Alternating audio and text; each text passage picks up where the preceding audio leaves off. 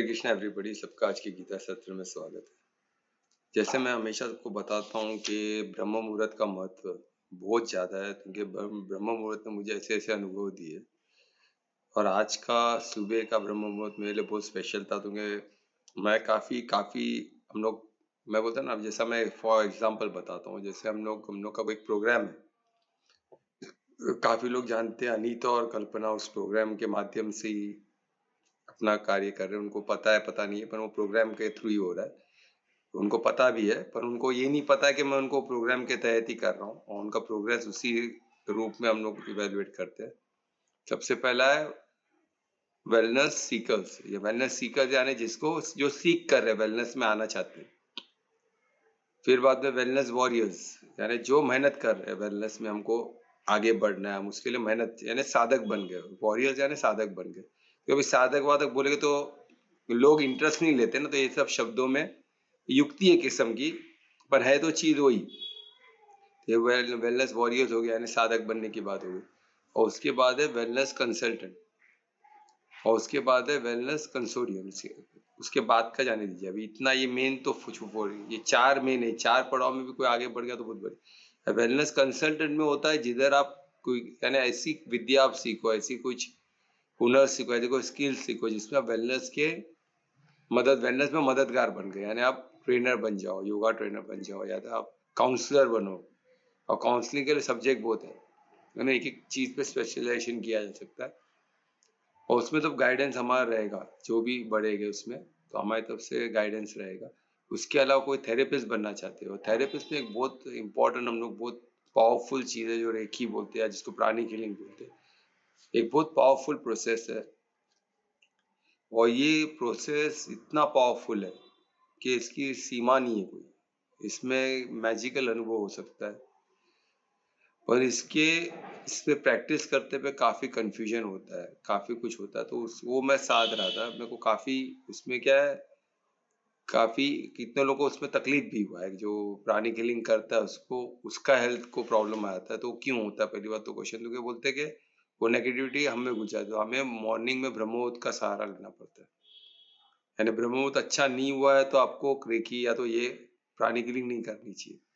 जब हम high level, जब परमात्मा के दिव्य गाइडेंस में रहते हैं, उनके आशीर्वाद में रहते हैं, उनके उनके जो एनर्जी, उनके कनेक्टेड रहते हैं उनसे, उनकी स्थिति परमार्थी होती है, तो हम पे वो नेगेटिव इफेक्ट नहीं आता है, क्योंकि परमात्मा की एनर्जी सबसे सुपीरियर है।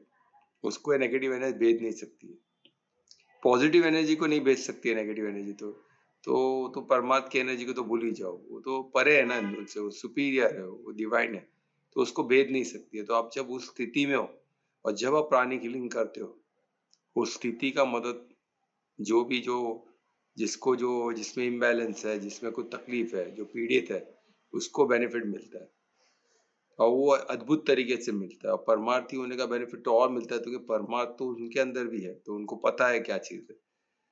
तो बोलते ना, दो ज्ञान मिलते हैं तो उनको तो पता है क्या करना है, इनको पता है क्या चाहिए और क्या देना है, दोनों को पता है, वो हो जाता है। और मैजिक उधर होता है, वही मैजिक मैंने बहुत बार अनुभव भी किया है। पर इसमें एक होता है कि इसमें अभी आता है तो उसको कैसे शील्ड करे, कैसे प्रोटेक्ट करे। और प्रोटेक्ट की वाकई में हर बार किया जा सकता है क्या? किस लेवल तक प्रोटेक्ट किया जा सकता है? कभी कभी कोई हमको, जब हम लोग बैठते, जब बाकी लोगों के साथ बैठते डिस्कस करते, तो कोई लोग बहुत डरे हुए रहते, सहमे हुए रहते कि इससे कोई मेरे को ऐसे ही मिले जो प्राणी हीलिंग करते थे, और उनका पूरा ये डिस्टर्ब हो चुका, उनका जर्नी पूरा डिस्टर्ब हो चुका, तो उनको इफेक्ट बहुत हो गया, और उसी में डर की वजह से और उनका बढ़ गया। तो मैं उनको एक ही बोलता हूँ, जब परमात्मा का एनर्जी या पॉजिटिव एनर्जी, तो उसको नेगेटिव एनर्जी नहीं भेज सकती, फिर कितनी पावरफुल। पर ये थोड़ा लोगों को डाउट रहता, तो आज मेरे को डाउट क्लियर हुआ कि एक्चुअली होता क्या है। और ये परमात्मा ने एकदम ब्यूटीफुल तरीके से बताया, और मैं वो शेयर करूंगा पक्का। तो देखता हूँ एंड में करूँ कि बीच में होगा, मुझे पता नहीं है, पर हम प्रेयर्स करने के बाद करेंगे, क्योंकि और हम चैप्टर 14 में है। हमने श्लोक, हम 3 मोड में चल रहे हैं, तो 3 मोड को रिलेटेड ही है, ये भी अद्भुत है। तो ये कैसे है, क्या है, हम देखेंगे। तो मैं प्रे करने का स्टार्ट उसी से करूंगा, फिर हम श्लोक में जाएंगे। तो श्लोक 12 को रिवाइज करते हुए 13 हमको आज करना है। तो हम तमो को लेंगे आज, ठीक है।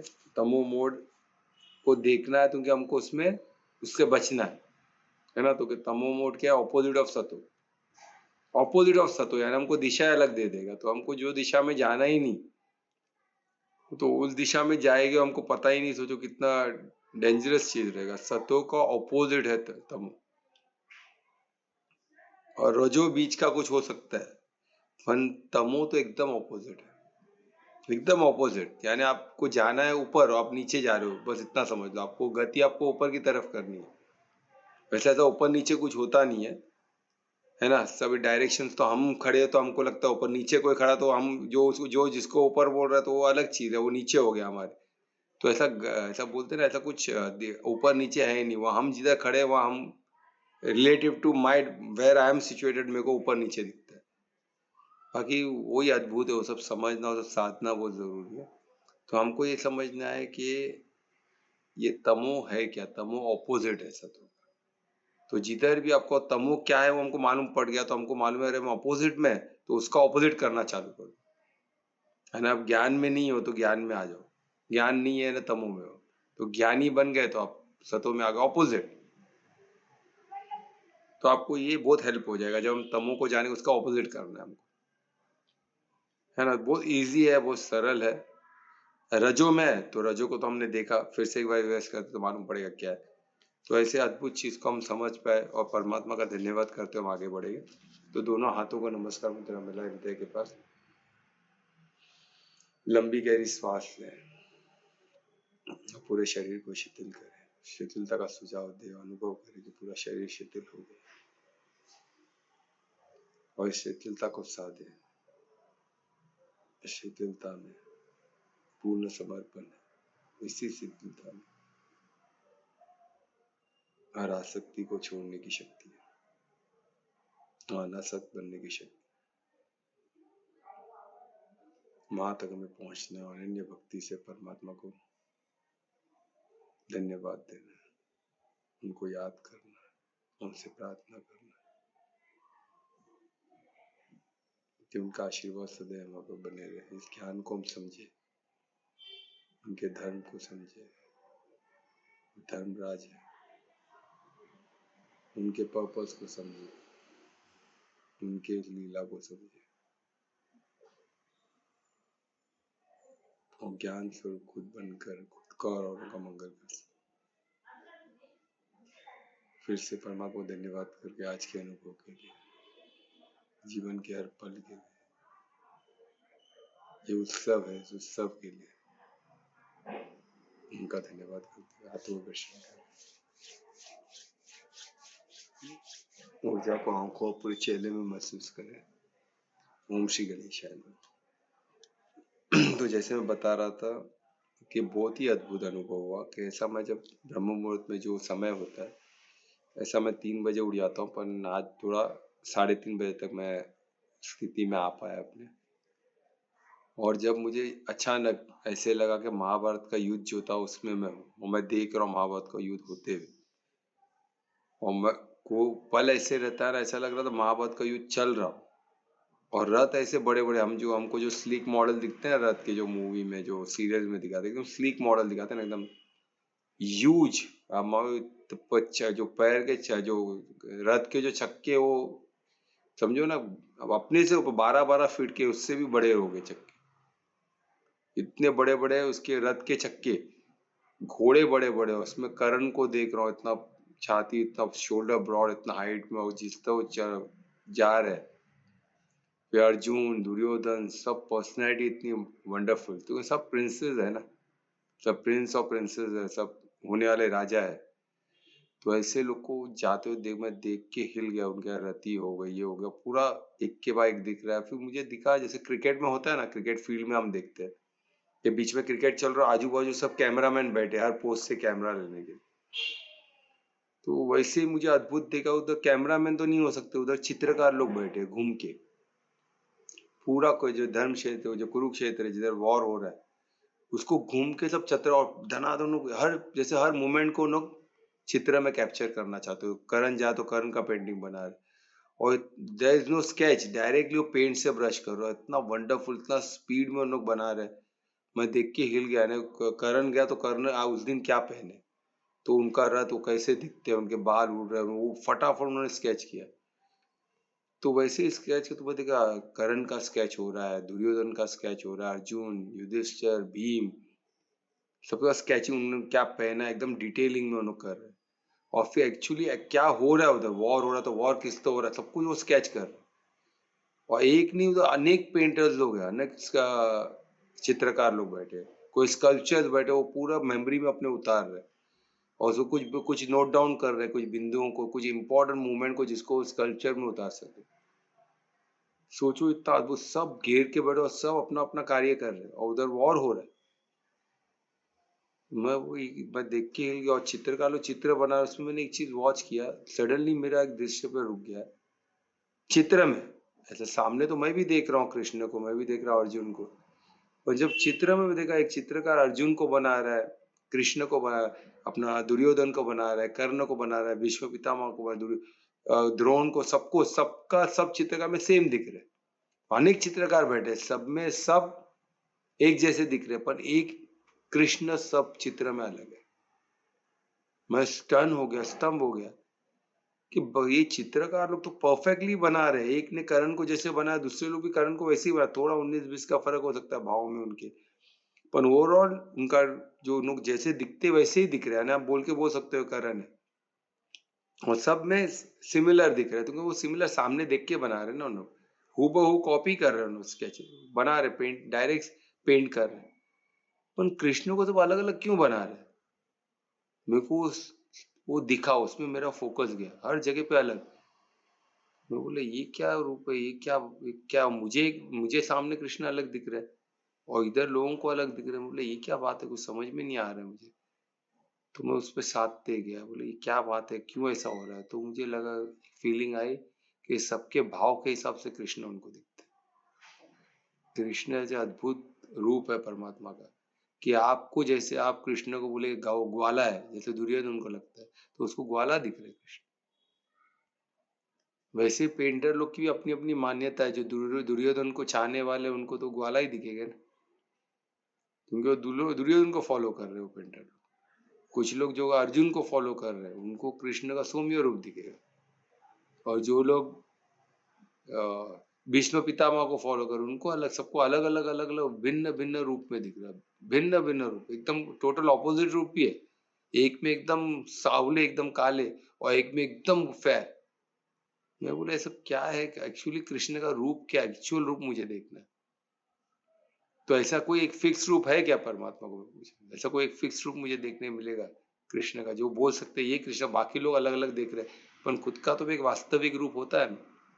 तो ऐसा कुछ वास्तविक रूप है क्या कृष्ण का? तो मुझे क्या अनुभव हुआ बताइए।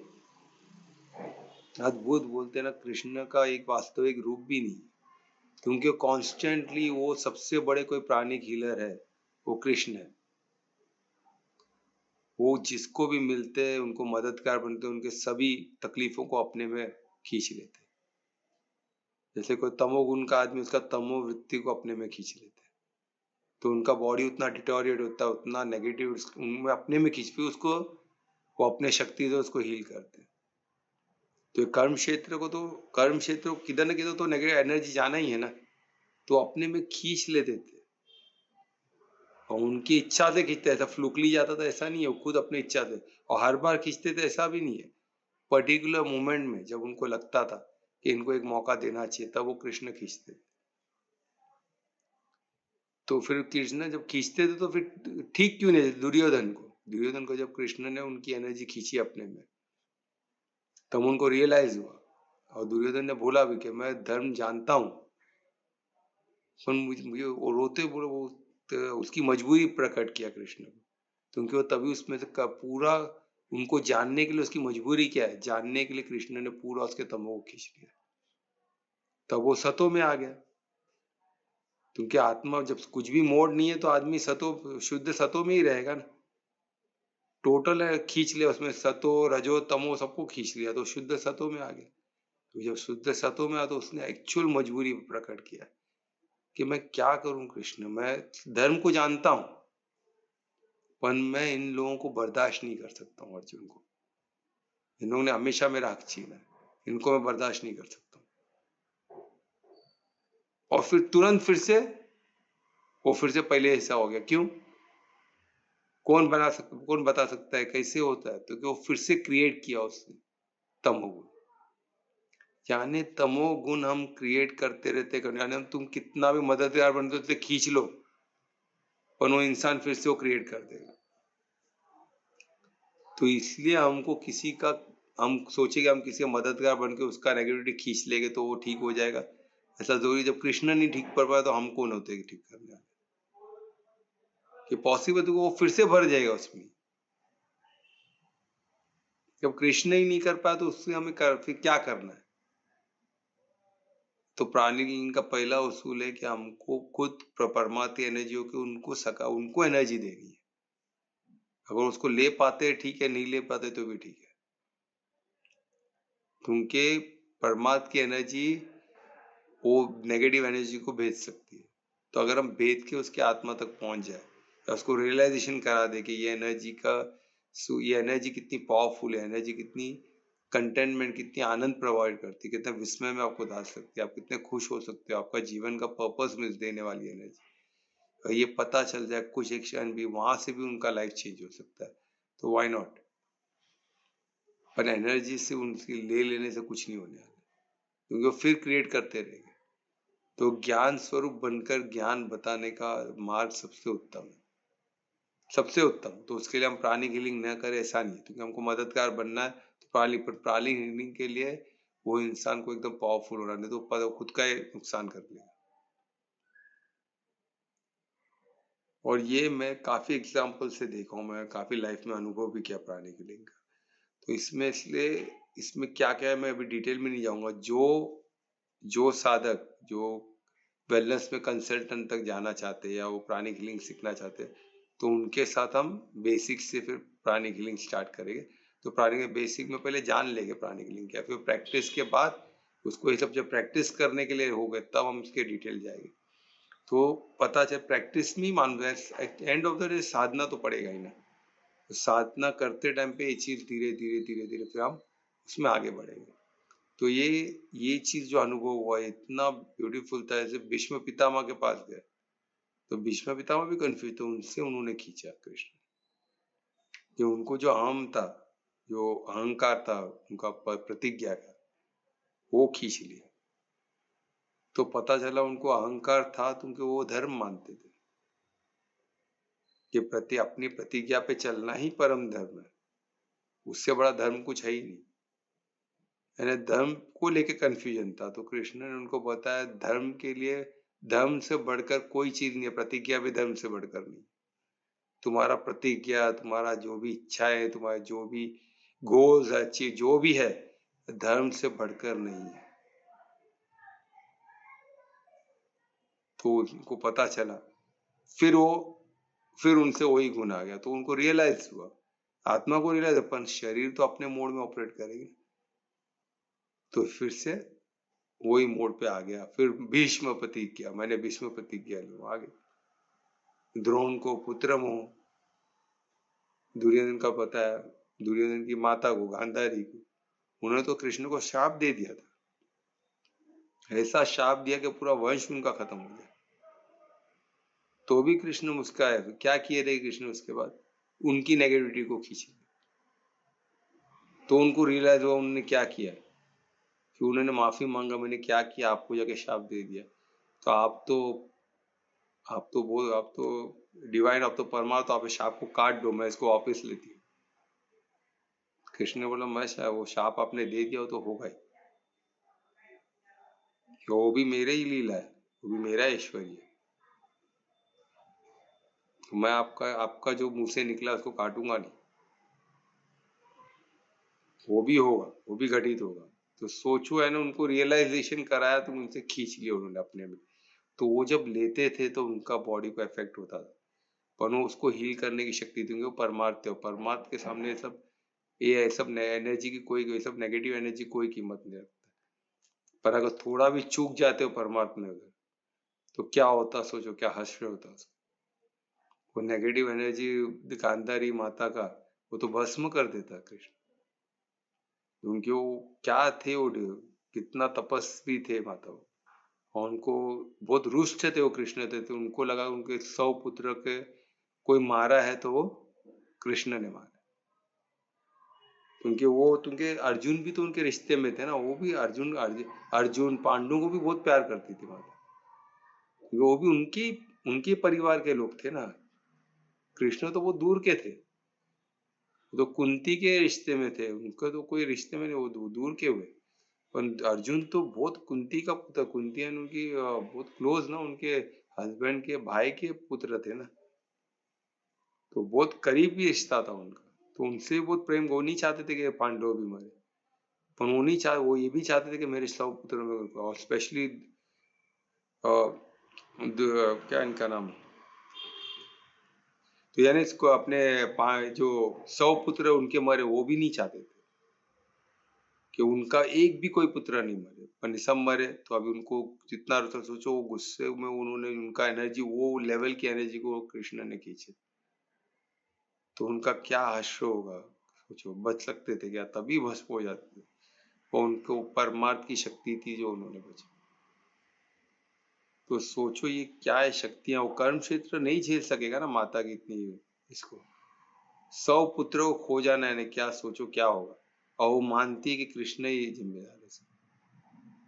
जब उन्होंने खींचा उस एनर्जी को, तो वही माता जो इतनी रोष थी वो सडनली फ्री हो गई, उनको वो अनुभव कैसे रहा रहेगा, तब उन्होंने कृष्ण से माफी मांगी, और उन्होंने उनको माफ भी किया। तो ऐसे कृष्ण, ऐसे हमारे परमार्थ, परमार्थ तो कितनी बड़ी बात है सोचो। तो ये सब चीज को समझना है ना, हमको ये देखना है कि कहीं हमको परमात्मा हमारे से एनर्जी खींचते का, हम फिर से तो डेवलप नहीं कर रहे, फिर हम ब्लेम करते परमात्मा को कि परमात्मा सब करके भी क्यों नहीं कुछ करते। अरे क्यों नहीं करते, वो तो खींच रहे आपसे सब, जब उनको मौका देना है वो वाकई में खींच लेते, सब पूरा खींच लेते। कोई परमार्थी आपके सामने आएगा तो वो खींचने की कोशिश करेगा, परमात्मा तो आप किसी को निमित्त रख के खींचेंगे, उसके बाद फिर से आप डेवलप किए तो कोई क्या कर सकते हैं। तो उनके मोड तो आप ही डिसाइड करोगे ना कौन सा मोड है, फिर से आप वही मोड में आ गए तो कोई कर क्या सकता है बताओ। 100 बार खींचेगा, 100 बार वही मोड में आओगे, क्योंकि वो डिसीजन तो आपका है। जैसे दुर्योधन फिर से वही मोड में आ गया, क्योंकि उसने कर्म क्षेत्र को, मोड को वो चेंज करना, उसमें मेहनत है, एफर्ट्स की भी करनी होगा। आत्मा तो शुद्ध शतों में है ही ना, ये जो शरीर और प्रकृति का है, और उसको हमको लाना है सतों में, यानी द्रव्य की बात हो रही है, और ये शरीर पूरा द्रव्य है, बुद्धि मन ये सब द्रव्य से ही हो रहा है। तो हम बोलेंगे मैं तो द्रव्य से लेना, मैं तो ज्ञान यज्ञ में हूँ, मेरे को द्रव्य द्रव्य से कोई लेना देना नहीं है, तो ठीक है, तो शरीर को पूरा त्याग दो और हो जाओ परमार्थी, तो भी चलेगा।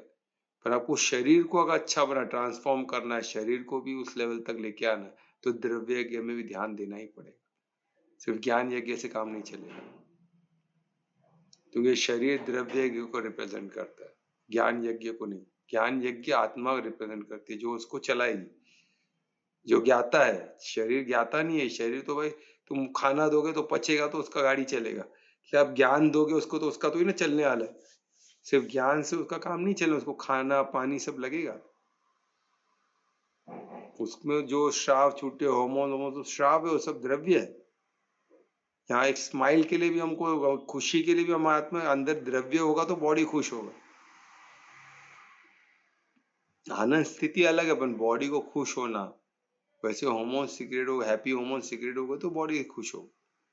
और ये सब जो साइंस की जानते हैं उनको थोड़ा बहुत पता भी है, पर आज हम उसमें डिटेल में नहीं जाएंगे। कभी हम हैप्पीनेस पे बात करेंगे, हैप्पीनेस क्या होता है, कैसे हैप्पीनेस में रहा जाए, और फाइनली आनंद और हैप्पीनेस एक है क्या, वो तब हम उसमें वो देखेंगे डिटेल में। पर अभी हमको ये समझना है कि ये चीज द्रव्य, शरीर द्रव्य यज्ञ का पार्ट है। आत्मा को ज्ञान यज्ञ में लाके हमको ज्ञान यज्ञ से द्रव्य को, द्रव्य अगर बॉडी में इंप्रूवमेंट चाहिए तो द्रव्य को भी ठीक करना हो। द्रव्य यज्ञ यानी हम समझते हैं ना, द्रव्य यज्ञ से कहते हैं यानी सामग्री, जो सामग्री हम लाइफ में, हम जो खाते हैं पीते हैं, जो हम करते हैं, जो बोलते हैं, वो सब चीज को व्यवस्थित करना होगा। हम कुछ गलत काम करके बोले कि हम ज्ञान यज्ञ में तो सही है, ये गलती है, तो नहीं चलेगा। हमको द्रव्य का, शरीर को भी द्रव्य के हिसाब से चलाना पड़ेगा। उसमें हम शरीर को जब चलाते समय हम कोई भाव हमारा गलत हो गया, उद्देश्य गलत हो गया, तो पूरा खेल खत्म हो जाएगा। द्रव्य आपको सही चलते हुए दिखेगा, सब सही चलते हुए दिखेगा। जब दुर्योधन का फर्स्ट क्लास था, कोई कम तो ये, दुर्योधन भी बहुत स्मार्ट थे, बहुत हैंडसम थे, सब थे, पर क्या हुआ, उनका अंत हुआ ना, कितना बुरा अंत हुआ। उनके 100 पुत्र, 100 भाइयों, 99 ब्रदर्स को अपने आंखों के सामने मरते हुए देखा। वो सबके प्यार करते रहे, लेकिन अपने भाइयों को कोई मरते हुए देखेगा? उन्होंने देखा अपने आंखों से, फिर भी जिद में थे, क्योंकि जिद तो सत्यानाश करता है। तमो का सबसे बड़ा, तमो और रजो में जिद ही बर्बाद करता है। इवन सतो में भी जिद, मैं सतो में हूँ, इसमें रहना चाहता हूँ, मैं तमो में हूँ, मैं ऐसा ही हूँ, मैं रजो में, मैं ऐसा ही हूँ भाई, मैं ऐसे ही हूँ, अभी जमाने से ऐसी हूँ, तो क्या करें, हमसे नहीं हो पाएगा चेंज भी, मैं ऐसे ही हूँ, मैं सही हूँ, आप आपका देख लो, मेरे पे मेहनत मत करो, मैं तो ऐसे ही रहने वाला हूँ।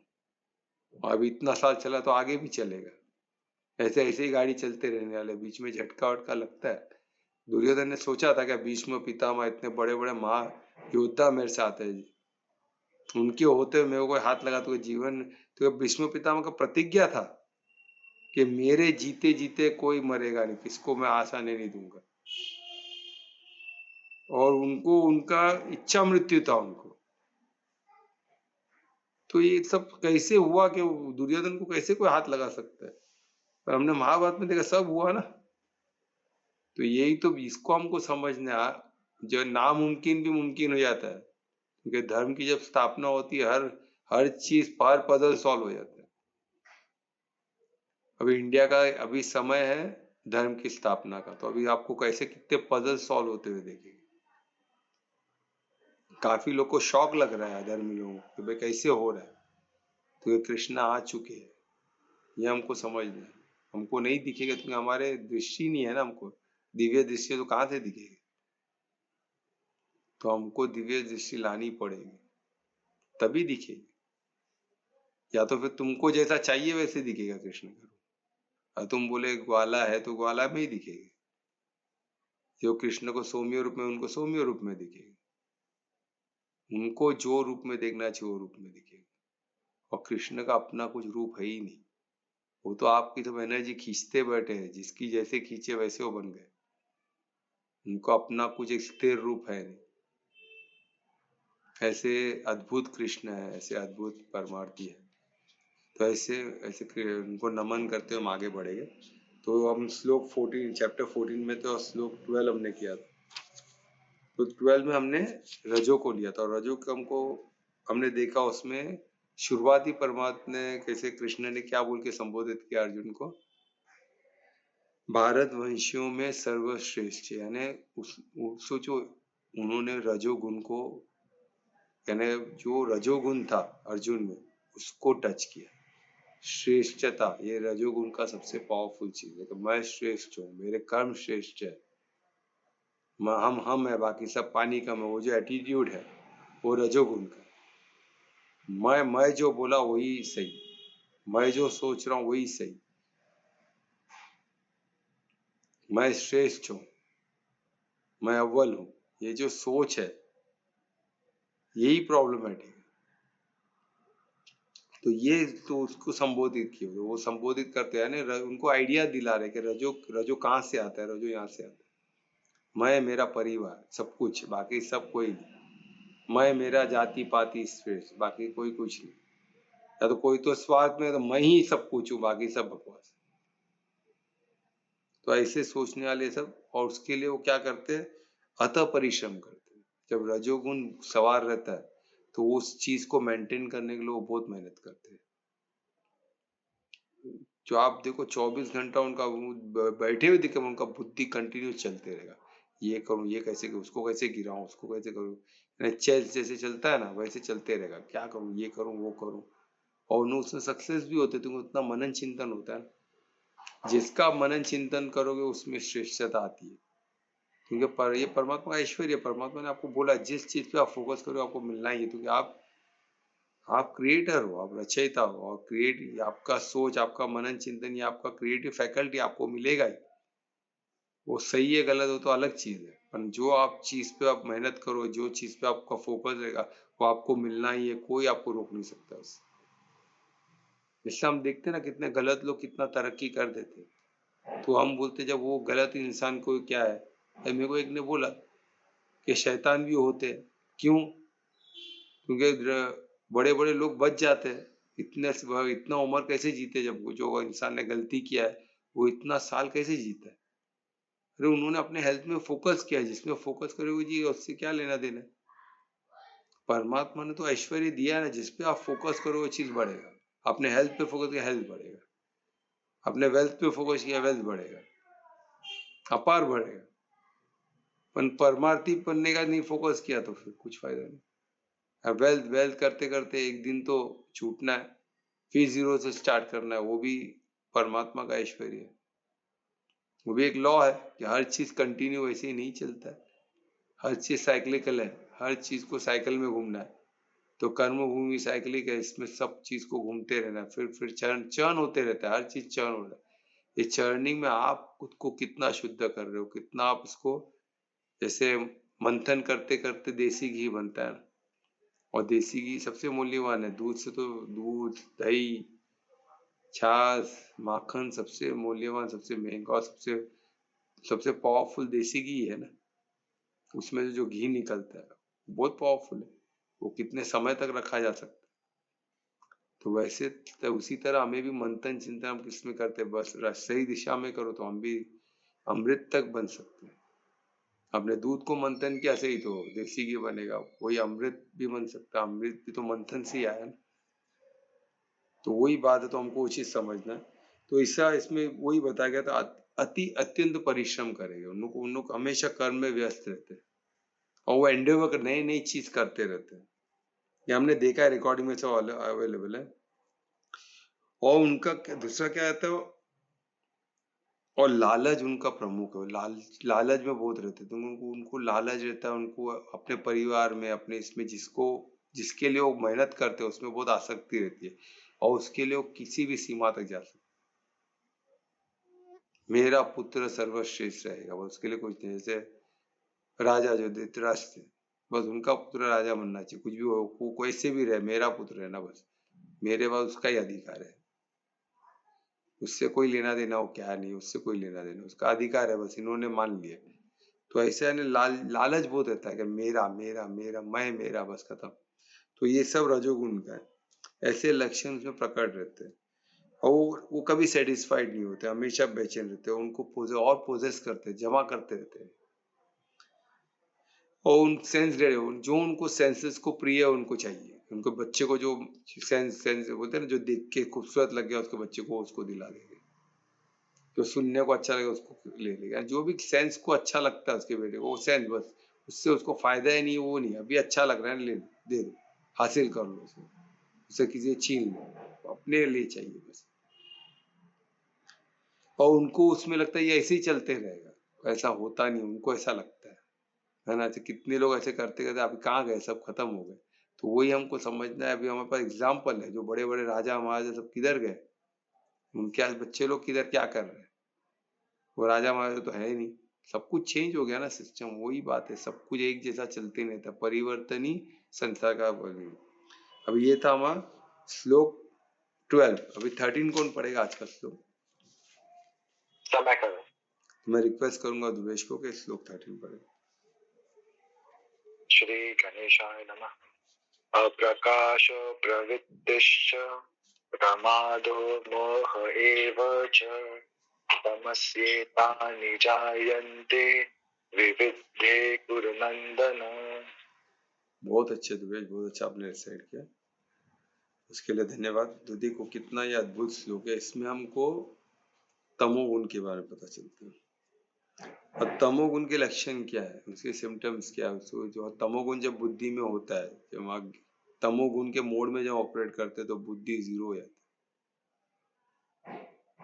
बुद्धि चलती ही नहीं है तो कुछ ज्ञान व्यान कुछ नहीं रहता है। फिर बोलते हैं ना अभी जो चाहिए वो चाहिए, बस खत्म हो गई बात।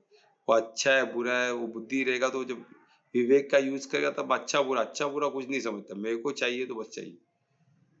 वो जो रजोगुण में वो बहुत और इसमें अर्जुन को क्या संबोधित किया वो अद्भुत है। इसमें अर्जुन को कृष्ण ने क्या संबोधित किया, कुरुपुत्र। श्रेष्ठ वेश कुछ भी नहीं है ना, खुद को श्रेष्ठ मानते ही नहीं। उन लोग क्या है, उन लोग कुरुपुत्र बस, मैं ये हूँ जो हूँ बस। श्रेष्ठ मेरे को इससे अच्छा बनना उससे अच्छा बनना कुछ नहीं, मेरे को अब मैं ऐसा हूँ, मेरे को ये चाहिए तो चाहिए। जैसे जानवर लोग कैसे, उन लोग किससे श्रेष्ठ नहीं, उन लोग अपना जीवन में मस्त है। श्रेष्ठ वेश उनको लेना देना बस, मजाक मस्ती में टाइम पास में उनका जीवन जाता है। भूख लगी तो जाके खा लो, नींद आई तो सो जाओ, वो अच्छा लगा तो उसके पीछे पड़ जाओ, वो चाहिए तो उसके पीछे पड़ जाओ। कैसे भी हासिल करो, नहीं हासिल किया तो गुस्सा, हासिल हो गया तो खुशी। कभी खुशी कम में उनकी गाड़ी चलते रहती है, तो उसमें उनका झगड़ा वगड़ा होते हैं तो वायलेंट रहते हैं एकदम। नहीं मिला तो गुस्से में आ जाएंगे, मारा या तो डिप्रेशन में चले जाएंगे। यानी सब चीज एक्सट्रीम में उनको करने की आदत है। तो ऐसे रहते तो उनका अंधकार बेसिक है। अंधकार में रहना ज्यादा उनको पसंद है। ज्ञान अंधकार यानी क्या होता है, वो ज्ञान का अंधकार की बात हो रही है इधर, है ना। को उजाले में उनका तो ऑफिस इतना फर्स्ट क्लास है, वो तमो में हो ही नहीं सकता, तो ऑफिस में इतना प्रकाश है। ये वो प्रकाश की बात ही नहीं है। ये अंधकार यानी ज्ञान का अग्नि, उनको ज्ञान नहीं है बिल्कुल। उनसे बात करो आपको पता चलेगा ज्ञान की बात कभी करेगी ही नहीं। ऐसे यहाँ वहाँ की फालतू बातें, थोड़ा बहुत बिजनेस की बात करेंगे उसमें भी उनका फालतू बीच बीच में आते रहेगा, बिजनेस भी रहेगा साथ में उनका एग्जाम्पल्स, बोलते हैं कहाँ कहाँ कुछ भी उनका ऐसा लगेगा इरेलेवेंट है। वो जो भी बात करे उसमें कोई है ही नहीं, कुछ तत्व है ही नहीं, बस वो समझ रहे हो, वो बोले ये ऐसा है भाई, मैं ऐसा ही हूँ, आपको करना है करो ना तो जाओ। वो अपने इसमें डटे रहते हैं, वो अच्छा है बुरा उनको कोई लेना देना नहीं है, और उसके लिए लड़ मर जाते हैं। ये उनका एक प्रमुख ऐसा है। फिर तुम्हें जड़ता बहुत है ना, वो ट्विस्ट, वो फ्लेक्सिबल नहीं है बिल्कुल। वो जो उनकी जो बिलीफ सिस्टम है, उनकी जो मान्यता है, वही पत्थर की रखी है बस, यही पत्थर की रखी है, आपको भी मानना पड़ेगा। नहीं तो आप ज्यादा चले जाओ, नहीं तो मैं आपको खत्म कर दूंगा, सिंपल। क्योंकि जो हमको नहीं मानते हो हमको नहीं चाहिए। पर सत्व वाला कभी ऐसे बात नहीं करेगा, तो एकदम ऑपोजिट है ना उन लोग, तो हमको देखना है तो पूरा ऑपोजिट है जड़ता। सत्व एकदम फ्लेक्सिबल है, बहुत फ्लेक्सिबल भाई। आपको ये जमता, चलो उसमें भी एक आप तरीका देखो, इसमें कैसे सत्व में रह सकते हो आप। अच्छा आप ऐसे ही कर सकते हो, तो उसमें कैसे भाव और उद्देश्य को सत्व कर दो, चलो फिर भी नहीं ठीक है, आप आपके रास्ते में अपने रास्ते। आप गुस्सा होकर उसको मारने कर नहीं देखोगे, उसको हटाने का नहीं सोचोगे। वो उसकी जर्नी मेरी जर्नी में मैं मददगार बना, क्योंकि अधर्मी है तो अधर्मी को हम सिर्फ ज्ञान की मदद कर सकते हो, आपने किया, आगे बढ़ा। आगे कोई सतो धार्मिक इंसान मिला तो उसको अब एक्चुअल मदद कर सकते हो, फाइनेंशियली इमोशनली मेंटली, जो जो मदद हो सब आप अधर्म धार्मिक को कर सकते हो जितनी आपकी कैपेसिटी। पर अधर्मी को कोई मदद नहीं, सिर्फ ज्ञान का मदद, बाकी कोई नहीं। तो इसमें हम देखते हैं, इसमें क्या पागलपन रहता है इस सवाल, बहुत बड़ा पागलपन। आपको लगेगा उन्होंने पागलपन ही कर रहे हो, आप एक्सपेक्ट नहीं कर सकते हो क्या करेंगे। अभी 10 लोग आ रहे हैं मारने, वो अकेला लड़ने जाएगा, गुस्से में जाकर तो लड़ने आएगा, उसमें उसको मार भी बहुत लगता है। 10 जन के साथ अकेला कैसे लड़े, एक पल के लिए सोचेगा नहीं, और उसको प्राउड भी महसूस होगा उस चीज का, दर्द में रहेगा फिर भी प्राउड महसूस करेगा, क्योंकि वो उनको अच्छा लगता है। यही तो सबसे बड़ा प्रॉब्लम है, यही तो, इसलिए तो अब देखते हो अभी इसराइल में वही तो इंडिया को बोल रहा है कि हमास के जो लड़ाकू लोग हैं उनको लड़ने की आदत है, मरने की आदत है, उनको वो अच्छा लगता है। अभी सीज फायर हो जाएगा तो वो इंडिया की तरफ ही आएंगे लड़ने मरने में। तो उनको तो लड़ा ऐसी जगह चाहिए जिससे लड़ाई होते रहे, वो तो सीज फायर हो गया तो आपकी तरफ ही आएगा, तो संभल के रहना। ये कंडीशन है, ये हालत है दुनिया की हो गई। तुम्हें तमो लोग ज्यादा है ना, तो ऐसे तमो लोग से क्या जाए, तो ये उनका वो प्रकरण मोह में रहते हैं कंटिन्यू, इससे मोह उससे मोह, जिससे मोह चाहिए, उनका मोह सब चीज एक्सट्रीम होता है उनका। सब चीज एक्सट्रीम है ना, रजो से भी एक्सट्रीम। पर उसमें क्या होता है, उनका एक चीज होता है, उनमें नॉलेज नहीं रहता है, बिल्कुल जीरो। रजो में थोड़ा बहुत ज्ञान रहता है, इसमें टोटल ज्ञान ही नहीं, ज्ञान की कोई बात ही नहीं है, स्कोप ही नहीं है ज्ञान का। और उन लोग क्या करते हैं, कोई उनका एक प्रिंसिपल नहीं है, यानी बस ये काम उन्होंने समझो इधर एक बंदे से ऐसा बात किया तो उन्होंने ऐसा बात, उनका नेचर ऐसे आप प्रेडिक्ट नहीं कर सकते। अभी ये टॉपिक पे आपने बात किया तो आप भड़के नहीं, पर नेक्स्ट टाइम वही टॉपिक पे आप भड़क सकते हो, कोई गारंटी, कोई एक रेगुलरिटी नहीं, आप जज नहीं कर सकते हो इंसान। अरे कल मैं ये टॉपिक पे बात किया तो शांत है, तो आपने फिर से नेक्स्ट टाइम वो टॉपिक निकला तो शायद भड़क जाए, आपको मार दे, कुछ भरोसा नहीं उनका, क्योंकि बहुत चंचल होते हो, बहुत चंचल। बोलते ना वो जो पेट्रोल कितना इग्नाइट छोड़ा था तो माची तो भड़क जाएगा, तो उसी तरह इनका आता है, वो कब भड़के कोई गारंटी नहीं। कभी एकदम ठोस, कभी कभी एकदम एग्रेसिव, ऑपोजिट एकदम। और वही सतो गुण वाला एकदम शांत, हर चीज को फूक फूक के करे, तो उसको मालूम है लोग उनको ही देख रहे हैं, उनसे ही सीख रहे हैं। और इसमें और एक वीडियो, इनका कोई पर्पस नहीं होता है लाइफ का, कोई पर्पस नहीं, बस ऐसे ही। उनको बोले भाई इसको क्यों मारा, बस ऐसे ही मारा, ये क्यों खाया, ऐसे ही खाया, भूख लगी तो खा लिया, कोई कोई लाइफ का पर्पस नहीं, कोई कोई सिस्टम नहीं। और जो भी है तो किसी का पर चिंतन है, किसी के और के मकसद पे वो भाग रहा है, खुद का कोई पर्पस नहीं। कोई एक लीडर ने उसको बोल दिया ये करना है तो ये करना है, भाई क्यों नहीं पूछेगा, वो करना चालू उनके लिए करे, खुद का तो कोई पर्पस ही नहीं है ना। तो इसलिए जाति पाति वो चलता है, और जाति पाति मतलब ये तमो लोग वाले ही है, तो वो उनको सूट करते हैं। भाई ये इसमें क्वेश्चन नहीं पूछने का, जो लिखा उसको फॉलो करने, आंख बंद करके फॉलो, क्वेश्चन अलाउड ही नहीं है पूछने। और सनातन धर्म में क्वेश्चन ही सब, संवाद ही सब कुछ है, संवाद के बगैर कुछ नहीं।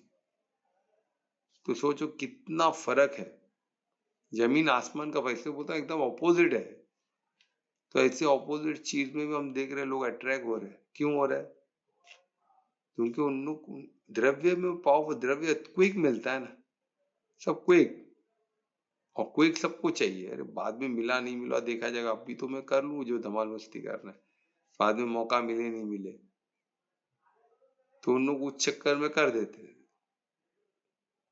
फिर वो भोगते रहते। तो ये तमो में बहुत बड़ा प्रॉब्लम है कि अभी का भी चाहिए मेरे को, क्यों चाहिए उसके पीछे का उद्देश्य भाव कुछ नहीं, बस चाहिए, सबके पास है मेरे को भी चाहिए, या तो उसके पास है तो मेरे को, यार सबके पास नहीं है ना, पर उसके पास है ना, मेरे को चाहिए, मेरे पास ही होना चाहिए, मैं ही उसके लिए लायक, बाकी सब नालायक है उस चीज के लिए, मेरे पास ही होना चाहिए। तो ऐसा जिद्दी, ये बहुत खतरनाक है तमो। तमो को प्रेडिक्ट, आपको आपका जो भी बिहेवियर को साधना पड़ेगा कि ये तमो तो नहीं है, क्योंकि हमें तमो नहीं होना चाहिए, क्योंकि हमको क्या करना है, हमको सतो में रहना है, और सब तमो सतो का ऑपोजिट है, ये हमेशा याद रखो। तो कहाँ लेके जाएगा आपको, सोचो एकदम ऑपोजिट, फिर कितना मेहनत करना पड़ेगा वहां आने के, तो ऑपोजिट यानी एकदम दूर जा रहे हैं ना, दिशा ही अलग है, ऑपोजिट है, तो आप एकदम अलग जा रहे हो, दूर और दूर, और वहां से रिटर्न इधर तक आना इट्स नॉट इजी, तो आपको ध्यान देना है। और उन लोग कोई रेस्पॉन्सिबिलिटी नहीं लेंगे, रेस्पॉन्सिबिलिटी तो कुछ नहीं लेंगे, भले कैपेसिटी ऑफ वर्क है, वो काम कार्य कर सकते हैं, ऐसा नहीं कि नहीं कर सकते, कार्य करने की क्षमता है, पर रेस्पॉन्सिबिलिटी नहीं लेगा, कर देंगे चलो क्या हो गया समझो, अरे पर तू नहीं किया तो जिम्मेदारी नहीं, जिम्मेदारी नहीं चाहिए, जिम्मेदारी का काम नहीं चाहिए, अब मैं कर दूंगा, अरे इतना विश्वास नहीं किया, इतना भरोसा नहीं किया भाई, कर दूंगा ना, तुमने आप कमिटमेंट नहीं किया, zero commitment, no responsibility, responsibility लोग लेगे ही नहीं, बिल्कुल नहीं लेगे, उनका उसी में उनकी महारत है, किसी चीज का रिस्पॉन्सिबिलिटी, आपने बोला मैंने कर दिया, खत्म। और इसको इस तरह भी किया जाता है, आपने बताया कि नहीं, यानी किसी न किसी, वो क्यों हुआ उसके वजह से, ये क्यों हुआ इसके वजह से, ये क्यों हुआ उसके वजह से, खुद के वजह से नहीं, मैं तो जो कर रहा हूँ ना, मैं जो कर रहा हूँ वही सही है, और सामने जो कर रहा हूँ सब गलत है, वो मेरे अगेंस्ट कर रहे थे, जो बुद्धि में डाल दिया किसी ने, बस उसको पकड़ ली, और किसी है ना उनके जो लीडर वीडर रहते हैं सब, वो अपने फायदे के लिए ऐसे लोगों को नचाते। तमो लोग उनके लिए सूटेड है, जो गधे की तरह कुछ भी लटका कर उनपे अपते, तो वो लोग उनके लिए सूटेड है। तो ऐसे लोग को पालते हैं, और कैसे पालते, छोटे से दिमाग में डाल देते कि आप तुच्छ हो, एकदम उसको इतना डिटोरिएट करके रख के कि वो उठ ही नहीं पाए। ऐसा पॉसिबल, बिल्कुल पॉसिबल, ब्रेन वॉश किस लेवल तक किया सकता है, तो मैं कुछ भी नहीं बोलूँ। क्योंकि कर्म ये द्रव्य है, ज्ञान, इसको जैसा चाहे बना सकते हो। तमो में एकदम वर्स्ट तमो बना सकते हो, सतो में एकदम बेस्ट बना सकते हैं, रजो में एकदम बेस्ट बना, जिधर आपको बनाना है, ये हमारे हाथ में। ये हमको सोचना है कि हमको क्या चाहिए, हमको इसमें पढ़ना है नहीं पढ़ना है, तो हमको देखना है। यानी वो हमेशा सपने में ही रहेगा, उनकी सपनों की दुनिया नहीं टूटनी चाहिए। अभी लाइफ में, रियल लाइफ में क्या कर रहे हो इम्पोर्टेंट नहीं, उनको सपनों की दुनिया में रहे कि हम इधर जाए तो ऐसा करेंगे वैसा करेंगे। सोचो, इससे बड़ी मूर्खता क्या हो सकती है। तो ये था हमारा तमो। तमो यानी ऑपोजिट ऑफ सतो। तो ये हमको याद रखना है, तो हमको इसको मिस नहीं करना। ठीक है, कोई क्वेश्चन तो पूछ सकते हो। अनीता, तुमको कुछ पूछना था, पूछ के हम चालू कर सकते हैं।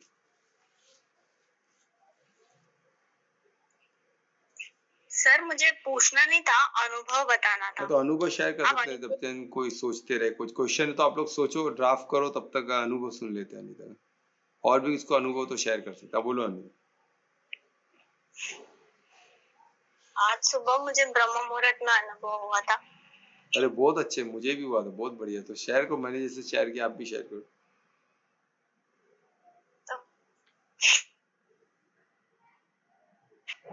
बहुत दिन से ना थोड़ा क्या हुआ? मैं बहुत दिन से डिस्टर्ब थी। अच्छा, मॉर्निंग में डिस्टर्ब थे आप? ओके। हाँ, कि थोड़ी मिलता है, मैं तो यही तो पड़ेगी। थोड़ा नेटवर्क का इशू है, ज्यादा नहीं, आवाज क्लियर नहीं आ रहा। आवाज क्लियर नहीं आ रहा है, तो जरा क्लियर वॉइस नेटवर्क में आओ ना। आ रही है अब? हाँ, आ रही है। मैं बोल रही हूँ कि मैं कहीं बाहर गई थी, तो वहां पर नेगेटिव एनर्जी बड़ी पर वो हावी हो गई। हेलो, आवाज आ रही है? इतने क्लियर नहीं, पर बेटर है पहले से। नेटवर्क प्रॉब्लम लगता है।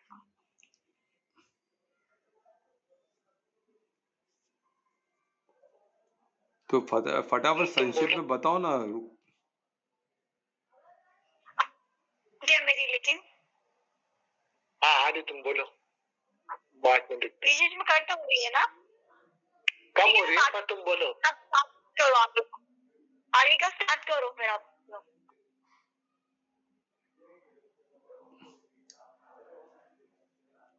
चलो, किसी को कुछ क्वेश्चन है तो पूछो। अनुभव पर एक चीज समझ में आया कि उनका थोड़ा, उनको कुछ ऐसा, वो उनकी स्थिति थोड़ी कमजोर थी, तो शायद ब्रह्म मुहूर्त में उनकी स्थिति अच्छी हुई, परमात्मा का उन्होंने वो सकाश मिला होगा। तो बहुत अच्छा लगा उनका अनुभव सुन के। और कोई अपना अनुभव शेयर कर सकते हैं, या तो कुछ क्वेश्चन रहेगा तो पूछ सकते, प्लीज पूछिए। ये सर इतना पता है, गुंडे पॉलिटिशियन को तमिल लोगों के गुण लोगों को ही लेते हैं ना अपने ग्रुप में। क्या क्या? गुंडे और पॉलिटिशियन लोग, वो लोग ऐसे लोग ही रहते हैं, तमिल लोग की ढूंढते हैं ना उन लोग, बराबर वैसे काम करने के लिए। मेजॉरिटी पर सब क्या होता है ना, ये सबको हम तमो नहीं बोल सकते, क्योंकि हम जानते कुछ लोगों का उद्देश्य अच्छा है, जैसे नरेंद्र मोदी है, योगी आदित्यनाथ है, इनको तो हम तमो नहीं बोल सकते ना, उनका फोकस भाव बहुत अच्छा है। तो नहीं, जो तमो पॉलिटिशियन है उन लोग की जो तो तमो तो है ही ना, तमो तो है ही ना, उसके लिए क्या कर सकते, तमो तो है ही। अभी जो है तमो तो है, अभी क्या कर सकते हैं, उनको भी हमको देखना पड़ेगा, हमको समझाना पड़ेगा, गीता ज्ञान दिखाना, या तो उनको आउट करना पड़ेगा। वोटिंग पैटर्न में हमारे पास अधिकार है ना वोट का। तो ऐसे जो तमोगुण में आपको लगते हैं उनको वोट मत करो, खत्म हो गई बात। धर्मी लोग को वोट मत करो, जो धर्म को मानते हैं उनको हमको लीडर बनाना ना। अगर लीडर बनाना बहुत पॉलिटिकल लीडर बहुत इंपॉर्टेंट, तो वो तो कानून बनाते हैं, तो उनको वोट करते हैं। 10 बार सोचना चाहिए किसको हम सर पे बिठा रहे हैं। ऐसे किसको भी वोट दे देंगे तो दिक्कत आएगी ना हमें। और हमको हर चीज में तमो लोग है, ऐसा नहीं कि नहीं है, तो कलयुग है ना, तमो लोग ज्यादा है, रजो और तमो ज्यादा है। तो हमको ये चीज उनको मालूम भी नहीं है ना। मेन तो दिक्कत ये है कि सतो भी हमारे में, उनको लगता है सतो बहुत डिफिकल्ट है। अरे वो भी एक मोड है, थोड़ा उस पर ध्यान करेंगे, थोड़ा दिनचर्या सुधारेंगे तो हो जाएगा। फिर दिनचर्या, फिर आचरण, फिर चरित्र। तो पहले चरित्र पे ध्यान दे तो ही ना होगा, सबसे पहला दिनचर्या, फिर आचरण पे। दिनचर्या के बाद आपका आचरण सुधरता है, फिर आचरण के बाद थर्ड पे चरित्र पे आता है। चरित्र फिर आपका वैसे हो जाता है सब। आप बोले डायरेक्ट में चरित्र पे काम करूं तो नहीं होगा। पहला दिनचर्या, पहले दिनचर्या को एक सतोगे की तरह का, जल्दी उठना, सात्विक खाना खाना, सात्विक सोचना। ये पहले दिनचर्या, एक आपके दिनचर्या को इम्प्रूव करो, फिर देखो कि आपका आचरण सतोगुण जैसा हो जाएगा, फिर आपका चरित्र चेंज है, फिर आपको नॉर्मली बॉडी, आपको ध्यान भी नहीं देना, बॉडी आपका सतो का कार्य ही करेगी ऑटोमेटिक। थॉट भी सतो ही निकलेगी, गलत थॉट भी नहीं निकलेगी। पर ये थोड़ा सबको डिफिकल्ट लगता है, पर ये वेरी मच पॉसिबल है। ऐसे काफी लोगों को मैं मिला हूं, है ना। तो हमको ये देखना है तो ये कैसे पॉसिबल है। बिल्कुल थोड़ा छोटे छोटे इसमें कीजिए ना। मॉर्निंग का एक शेड्यूल को, दिनचर्या प्रॉपर करो। मॉर्निंग का एटलीस्ट जो सुबह हम ब्रह्म मुहूर्त में उठते हैं वहां से लेके एटलीस्ट 4 बजे से लेके एटलीस्ट 8-9 बजे तक का वो एक सेशन को इतना परफेक्ट रखो, तो देखो वो समय में आपका स्थिति कैसी रहती है। फिर धीरे धीरे 1-1 घंटा बढ़ा के पूरे दिन को आप वैसे कर दो, अद्भुत मिरेकल होता ही है। करके देखना पड़ेगा, साधना तो पड़ेगा। और कोई क्वेश्चन है? ये और एक बोला था, तमो समझ गया तो लगा कि मेरा जो 15 और 16 इयर्स था ना, मेरा टीनेज का, तो उसमें मैं तमोगुण में ही था, इग्नोरेंट था। हाँ बस बस, वो बच्चे तो इग्नोरेंट ही होते हैं। तो इग्नोरेंट नहीं होना चाहिए, इनोसेंट होना चाहिए। इग्नोरेंट इनोसेंस होता है, वो इग्नोरेंट नहीं होता। तो बच्चे है ना एंड ऑफ द डे। तो अपन कहाँ ना कहाँ वो माता पिता का रोल इम्पोर्टेंट हो जाता है, इसलिए तो गुरुकुल बहुत महत्वपूर्ण है। तो ऐसे इनोसेंट रहते हैं ना जब तब, गुरुकुल उनको दिशा दिखा सकता है, उनको ज्ञान दे सकता है। वो जो चित्र वो सीड, वो जो तो बोलते हैं ना सीड जैसे, उनमें जो उनको जो बनना है परमात्मा ने उनको वैसे बना है। हमको हमारा कुछ इसमें थोपना नहीं है, उनको सिर्फ हमको 5 अच्छा कंडीशंस देना है, अच्छा एनवायरनमेंट देना है, सॉइल अच्छा देना। आप सीड को अच्छा सॉइल दो, आप प्रॉपरली उसका केयर करो, उसको पानी दो, सनलाइट में रखो, ऑटोमेटिक वो आम का सीड तो आम का झाड़ ही बनेगा ना, तो ही ना कुछ दूसरा बनने वाला है।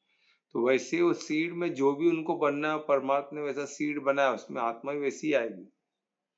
सब कुछ ऑटोमेटिक ये लॉ से चल रहा है। आपको सिर्फ उसको अच्छा खत और अच्छा पानी देना है, उनका देखभाल अच्छा करना है। हमको हम क्या, वही मेरा बच्चा मेरे जैसे ही रहेगा तो हो गया कल्याण। वो उनका आत्मा तो अलग जर्नी है ना, उनका वो अलग जर्नी है भाई। तो आपको 18 मेजर होने तक आपको ध्यान देना, उसके बाद उसको फ्री कर देना। उसका जर्नी अलग है, आपका जर्नी अलग है। ये जब क्लियर होगा, हर एक का अपना जर्नी, अपने जर्नी में खुद को एफर्ट्स, खुद को ही मेहनत करना पड़ता है। पर हम क्या सामूहिक में आके सब धार्मिक एक दूसरे को मदद का बिल्कुल बन सकते हैं, है ना। मिलके मददगार बन सकते हैं, उसमें कोई प्रॉब्लम नहीं है।